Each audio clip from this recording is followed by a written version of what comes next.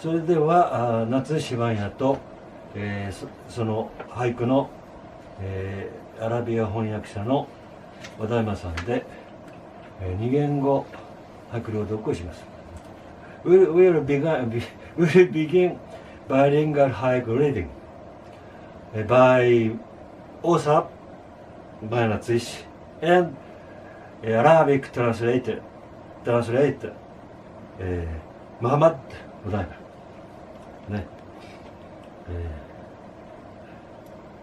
ビル壊されて幽霊別のトイレを探す。ビル壊されて幽霊別のトイレを探す。بعد تدمير البناء الشبح يبحث عن مرحاض آخر. بعد تدمير البناء الشبح يبحث عن مرحاض آخر.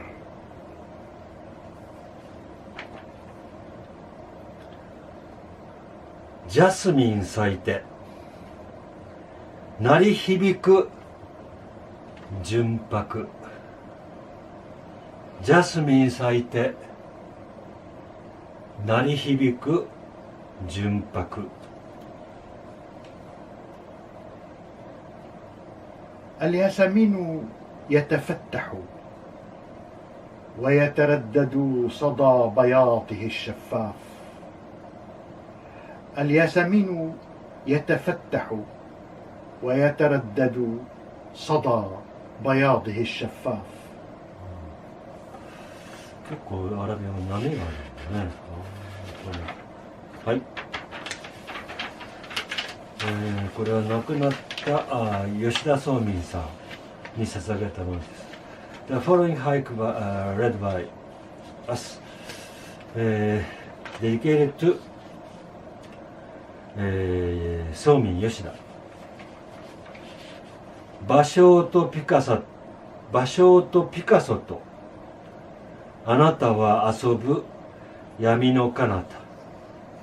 芭蕉とピカソとあなたは遊ぶ闇の彼方。أنت تلعب مع باشو وبيكاسو هناك بعيدا في الظلام. أنت تلعب مع باشو وبيكاسو هناك بعيدا في الظلام. Imagine a form of expression so powerful that it can capture the trauma of a global war, yet it's so incredibly small it fits on the back of a matchbook. Right. It's almost hard to wrap your head around. Yeah, because we live in this era where we just consume thousands of words a day, just rapidly scrolling through text messages and fleeting posts that evaporate from our minds the second we look away. Exactly. We're entirely used to short bursts of text meaning very little.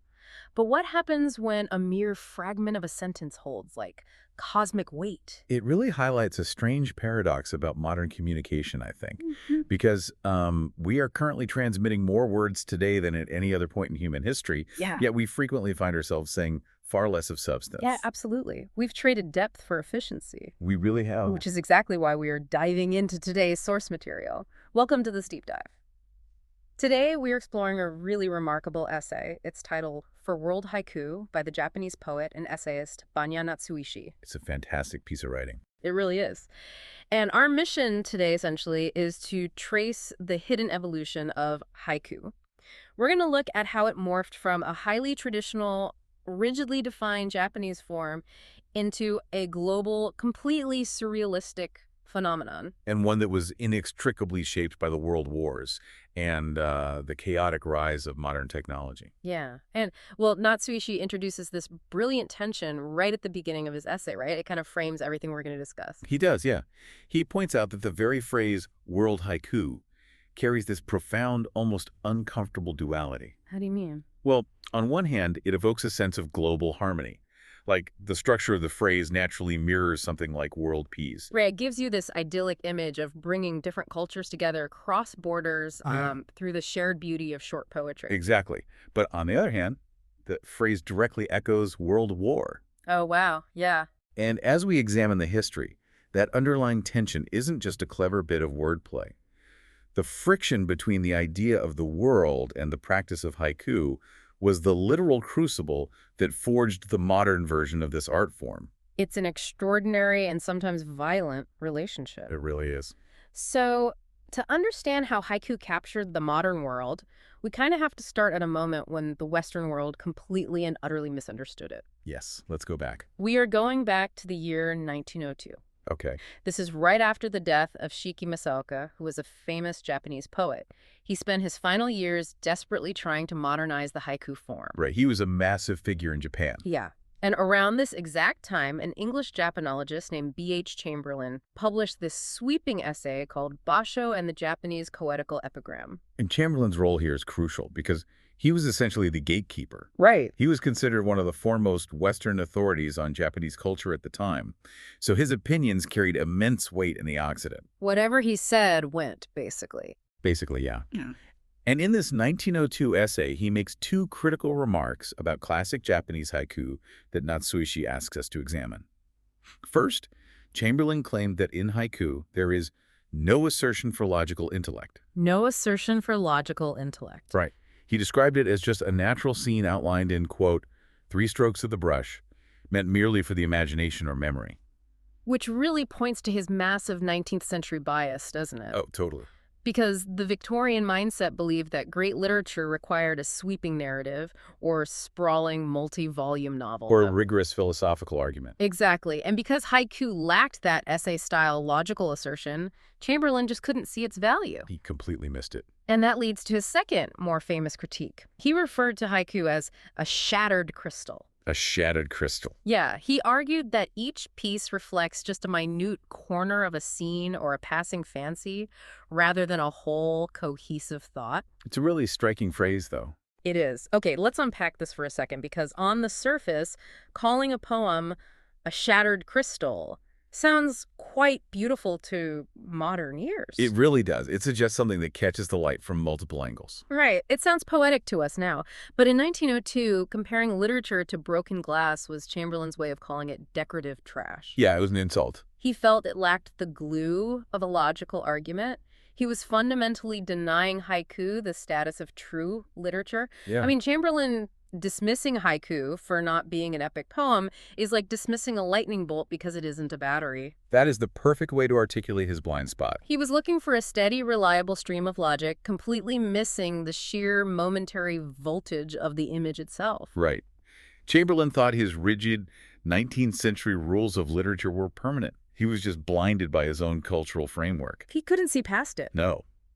And what he couldn't predict was that the entire world was about to shatter, and that a shattered crystal would suddenly become the only accurate way to describe the human experience. Yeah, the very fragmentary quality he looked down upon was exactly the type of artistic expression the 20th century was going to desperately need. So Chamberlain thought his rules were set in stone. But less than 2 decades later, the Western world went from dismissing the shattered crystal to absolutely relying on it. They needed it. And the great irony is that this shift was driven by the very cultural forces Chamberlain thought were intellectually superior. Exactly. To understand how short poetry suddenly bloomed in the West, we have to look at Ezra Pound and the American Lost Generation. Ezra Pound is a monumental figure in this shift. For sure. In 1917, he published what is arguably the most famous haiku-influenced poem in the English language. Oh, In a Station of the Metro. Yes. It consists of exactly 2 lines, totaling 14 words. It goes, "The apparition of these faces in the crowd, petals on a wet black bough." Here's where it gets really interesting, though. The international context of what Pound is doing here is just staggering. Oh, so. Well, you have an American poet living in Paris in the 1910s. He is writing about the Concorde Underground Station, which is this dark, mechanical, subterranean tunnel. Right. And over it stands a massive Egyptian obelisk brought from Luxor. And he uses a traditional Japanese poetic form to process this intensely modern, urban, Western experience. It's a complete collision of worlds. It really is. And if we look at the mechanics of those 14 words, we see exactly how Pound is utilizing the haiku structure. Notice that there are no verbs in that poem. Oh, you're right. None. He isn't holding the reader's hand and explaining an action. He is simply taking the anonymity and the fleeting, ghost-like speed of modern urban life. The faces blurring past in the train station. Exactly, and juxtaposing it perfectly against the natural image of fragile petals stuck to a dark tree branch after a rainstorm. By slamming those two images together without any verbs to connect them, he forces a spark of realization to jump across the gap in the reader's mind. Yes. He isn't just painting a pretty picture of the countryside. Exactly. Natsuishi calls this a pure image. A pure image. Right. Pound is capturing something deeply ontologic. Now, ontology is a heavy academic word. Yeah, what does that mean in this context? It simply means the study of being or existence. Okay. So Pound wasn't just describing the visual look of the subway, he was capturing the ontology, the actual fleeting sensation of existing in a modern city where human beings are reduced to anonymous blurs. That makes so much sense. And it makes sense that an American expat like Pound used this fragmented form to process modern urban life. Yeah. But it seems like this style would become even more necessary when the world literally started falling apart in the trenches a few years later. French poets adopted the form with incredible fervor during this same window of time, right? They absolutely did. In the 1920s and 30s, we see prominent figures like Paul Éluard turn to haiku. Oh, Éluard. He was a French dadaist and surrealist poet. Right. And for context, Dadaism and Surrealism were artistic movements born directly out of the absurdity and horror of World War I. Because they witnessed the so-called logical Western world literally tear itself to pieces with machine guns and artillery. Exactly. They believed that if strict logic and reason led to the trenches, then art had to embrace the irrational to survive. And Éluard was actually mobilized during the First World War. He intimately experienced that devastation. He did. And in the midst of that unspeakable trauma, he found his ideal vehicle in the haiku form.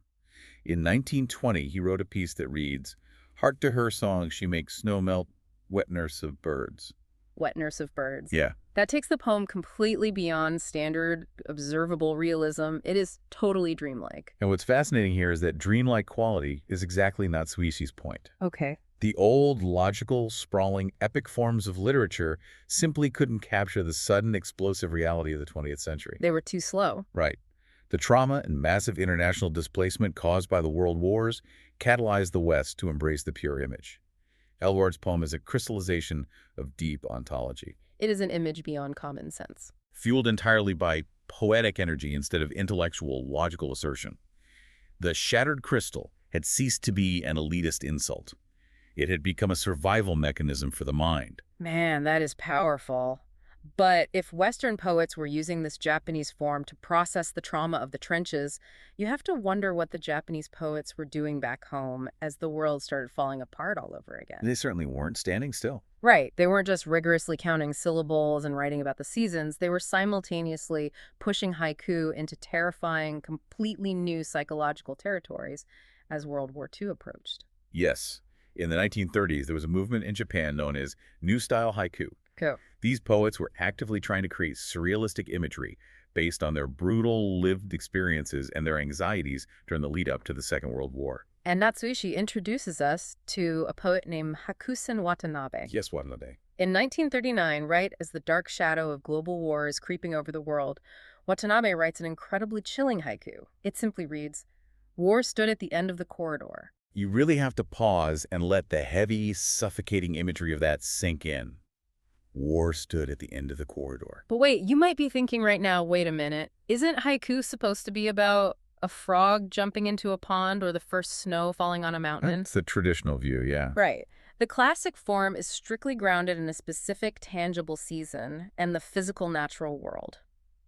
War standing in a corridor is an enormous personification of an abstract geopolitical event. It is. How does a massive abstract concept like that still qualify as the pure image Natsuishi is talking about? Well, it challenges our fundamental definition of the form, for sure.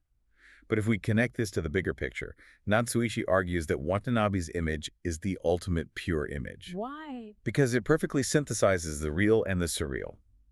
Think deeply about the psychological reality of living in Japan in 1939. It must have been terrifying. The creeping militarism, the dread, the domestic paranoia, it wasn't abstract to them. It wasn't just distant news on a radio broadcast. It was a physical weight. Right. The anxiety felt as real and as tangible as a menacing person standing silently in your own house. So this pure image is entirely realistic because it perfectly reflects the inescapable psychological environment of wartime. So it captures the psychological reality of the moment rather than the physical, observable reality of a tree or a bird. Precisely. Yet at the exact same time, it is utterly surrealistic. Because personifying a concept like war as a physical entity lurking in a mundane domestic hallway surpasses ordinary waking life. Exactly. Natsuishi uses this poem to reveal what he calls the secret birth of world haiku. The secret birth. Yeah. It wasn't just a polite exchange of poetic techniques across oceans. This new era of poetry was secretly forged in the trauma of 2 worldwide wars. The pressure of that era created a fragmentary image fully charged with intense, desperate poetic energy. Wow. So the immense pressure of the world wars essentially compressed the soft coal of traditional Japanese haiku into a sharp, incredibly dense diamond. That's a great way to put it. Or, to go back to B.H. Chamberlain, it took that shattered crystal he hated so much and turned it into a prism that could project these intense, surreal, terrifying realities. And that high-energy, surreal, pure image became the shared foundation for world haiku. It wasn't just about seasons anymore. No, it was no longer about ensuring you mentioned a specific season. It was about capturing the profound, sometimes terrifying essence of existence in just a few bold brushstrokes. Right. Natsuishi points out that it actually took the entire second half of the 20th century for the literary world to fully recognize that this profound synthesis had occurred. Well, once you crack open the form to hold that kind of intense psychological terror, it seems like the traditional boundaries just vanish. They do? It makes you wonder how a medium forged in 20th century warfare adapts to our completely boundless digital 21st century. Natsuishi asks exactly that question. What are the possibilities of world haiku in the 21st century? And what does he conclude? His answer is that it conceives of absolutely unlimited possibilities. Yeah. To prove this, he looks at how the form has completely escaped its geographic origins and taken root across the entire globe, playing with scale in fascinating ways. The global reach is astounding. It really is. Like, Natsuishi points to Alain Kervern over in Brittany, France. Kervern writes what Natsuishi categorizes as spiritual haiku. For instance, he wrote, "A dawn breeze, a girl washer shivers." It is a beautiful return to a realistic image.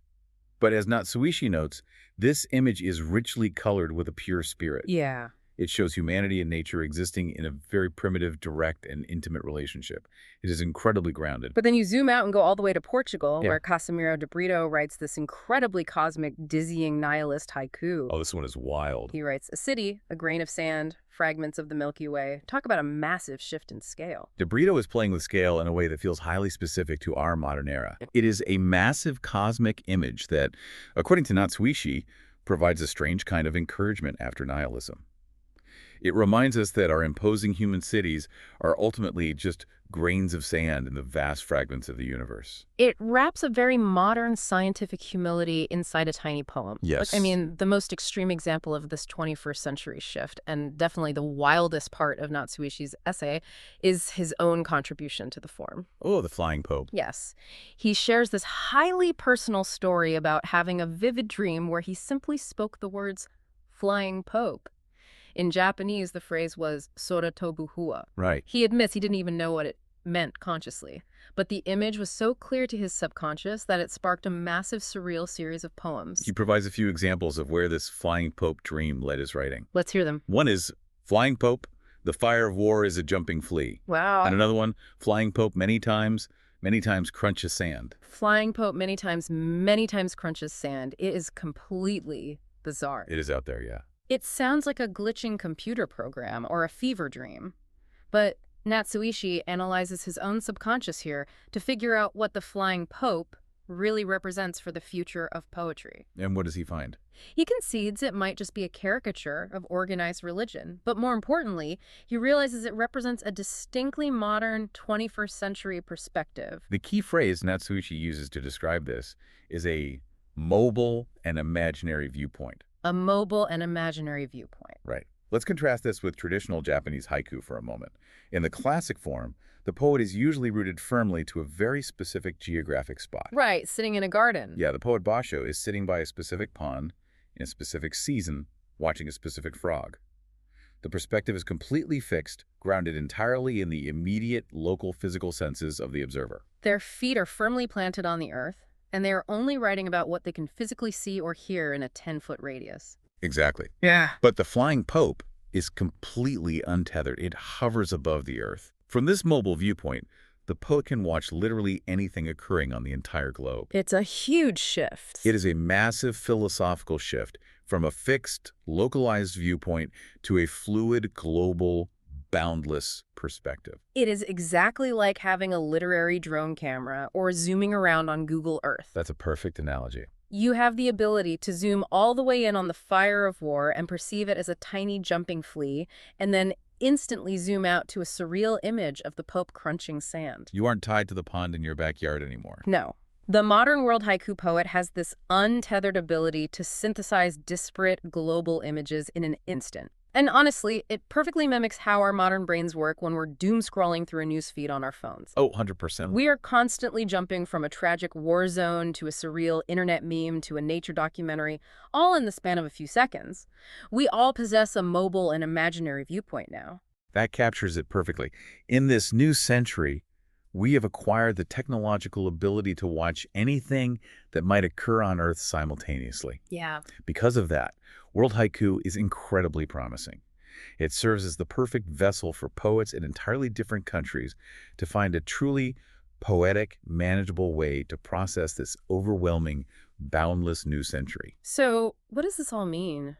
We have gone on quite a historical and literary journey today. I really have. We started in 1902 with Chamberlain's dismissive idea of the shattered crystal, his rigid belief that haiku lacked the logical intellect to be considered real literature. Right. We watched as Ezra Pound mechanically juxtaposed urban ghosts with wet petals to capture the modern city, and we saw Paul Eluard find surreal survival in the mechanical trenches of World War I. And then we witnessed Hakusan Watanabe physically manifest the dread of World War II as a figure standing in a dark domestic corridor. Permanently proving that the form could hold the darkest psychological realities of the modern age. Exactly. And finally, we arrived at the completely untethered, surrealistic view of Natsuishi's flying pope, soaring effortlessly over our hyper-connected globe. Soaring over everything. And why does this matter for you listening to this right now? Because you are living in a world that is suffering from chronic information overload. They're drowning in it. Drowning in logical arguments, endless think pieces, and oceans of data. The ability to synthesize vast, complex global realities and the deep human anxieties that come with them into a single pure image is a vital skill. It really is. It is a shortcut to deep empathy. It allows you to instantly understand the ontology, the very state of being of someone else on the other side of the planet, without needing a 500-page historical novel to explain it to you. This raises an important question, though. As Natsuishi states at the end of his essay, World Haiku still conceives unlimited possibilities in itself. It is an open invitation for you. An invitation? Yeah, it invites you to look around your own life. What everyday fragmented image might you encounter today that secretly holds an entire universe of meaning? That's beautiful. The art form isn't dead history. It is a living mechanism waiting for your specific mobile viewpoint to utilize it. We started by noting that Chamberlain dismissed short poetry for not being logical enough. But look at our AI-driven world today, where pure logic and endless streams of data often leave us feeling completely overwhelmed and disconnected. So disconnected. What if the ultimate evolution of human communication isn't writing longer, more logical arguments to convince each other of things? What if the ultimate evolution is actually shrinking our words back down into these shattered crystals, these pure fragmentary images, just to remind ourselves of what it actually feels like to be alive?